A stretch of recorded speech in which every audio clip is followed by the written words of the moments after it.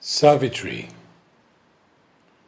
Book 4, The Book of Birth and Quest, Canto 4, The Quest, out of the world's immense, unhuman past, tracked memories and ageless remnants came, domains of light enfeft to antique calm. Listen to the unaccustomed sound of hooves, and large, immune, entangled silences absorbed her into emerald secrecy, and slow, hushed, wizard nets of fiery bloom environed with their colored snare her wheels.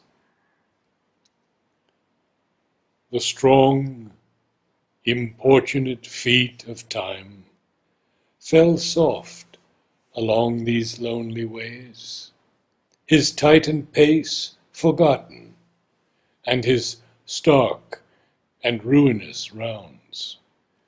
The inner ear that listens to solitude, leaning self-wrapped, unboundedly could hear the rhythm of the intenser, wordless thought that gathers in the silence behind life, and the slow, sweet, inarticulate voice of earth. In the great passion of her sun-kissed trance, ascended with its yearning undertone.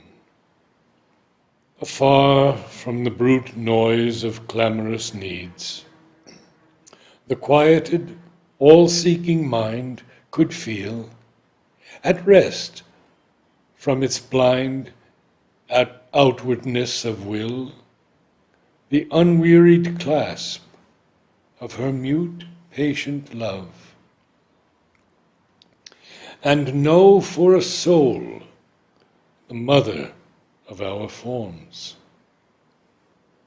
This spirit stumbling in the fields of sense, this creature bruised in the mortar of the days, could find in her broad spaces of release.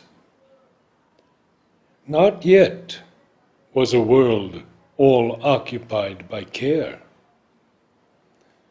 The bosom of our mother kept for us still her austere regions and her musing depths, her impersonal reaches lonely and inspired, and the mightinesses of her rapture haunts.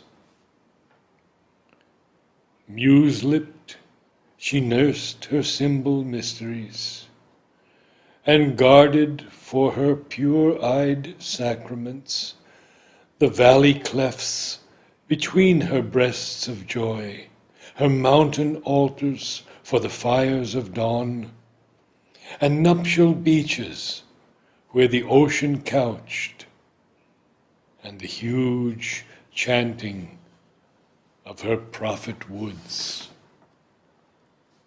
Fields had she of her solitary mirth, plains hushed and happy in the embrace of light, alone with the cry of birds and hue of flowers, and wildernesses of wonder lit by her moons, and gray sear evenings kindling with the stars, and dim movement in the night's infinitude.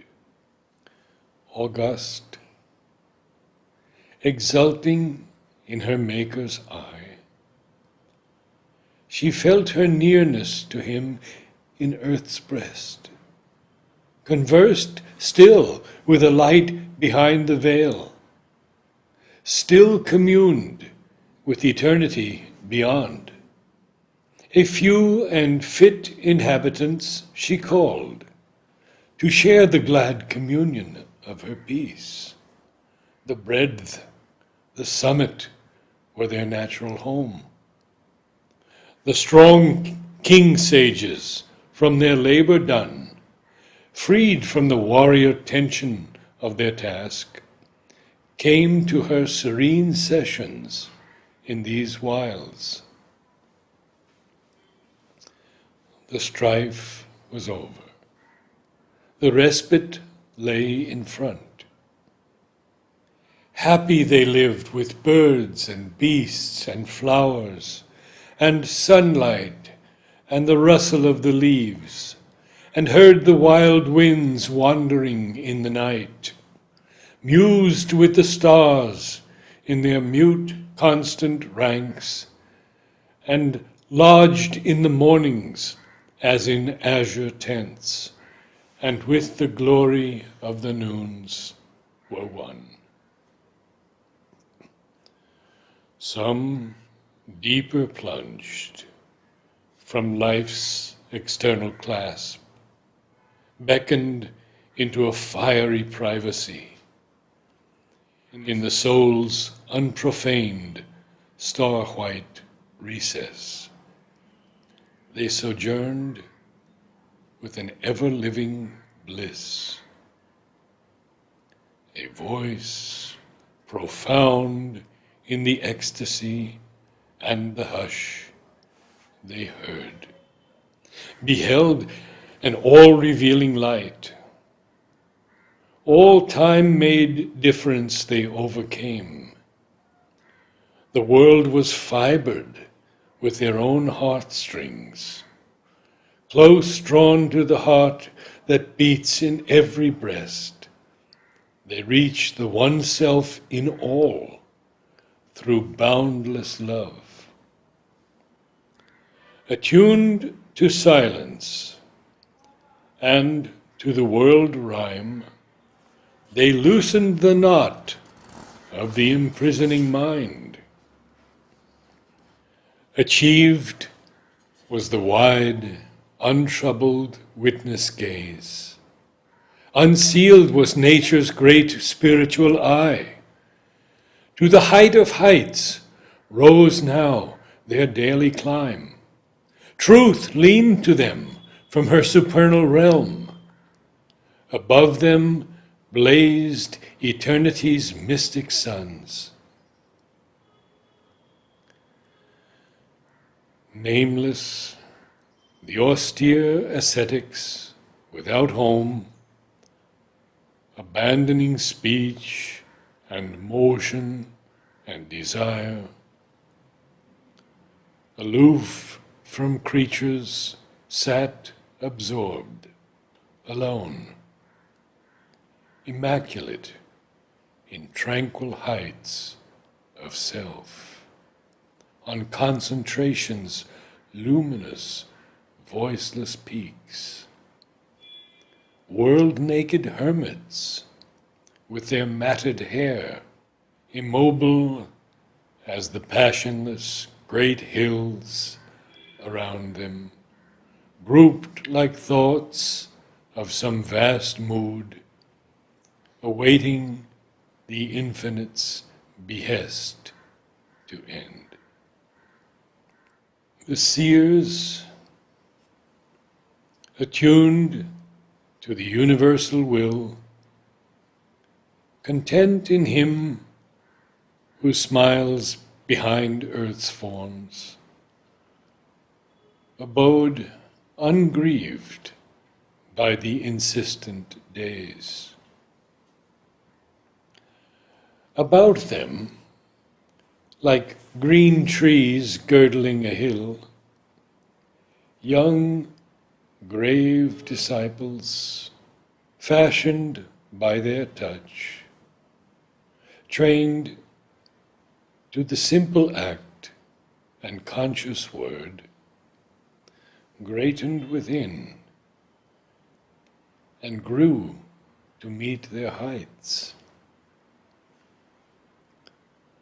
Far wandering seekers on the Eternal's path, brought to these quiet founts their spirit's thirst, and spent the treasure of a silent hour, bathed in the purity of the mild gaze that, uninsistent, ruled them from its peace, and by its influence found the ways of calm. The infants of the monarchy of the worlds, the heroic leaders of a coming time, king children nurtured in that spacious air, like lions gambolling in sky and sun, received half-consciously their godlike stamp. Formed in the type of the high thoughts they sang, they learned the wide magnificence of mood that makes us comrades of the cosmic urge, no longer chained to their small, separate selves, plastic and firm beneath the eternal hand, met nature with a bold and friendly clasp, and served in her the power that shapes her works.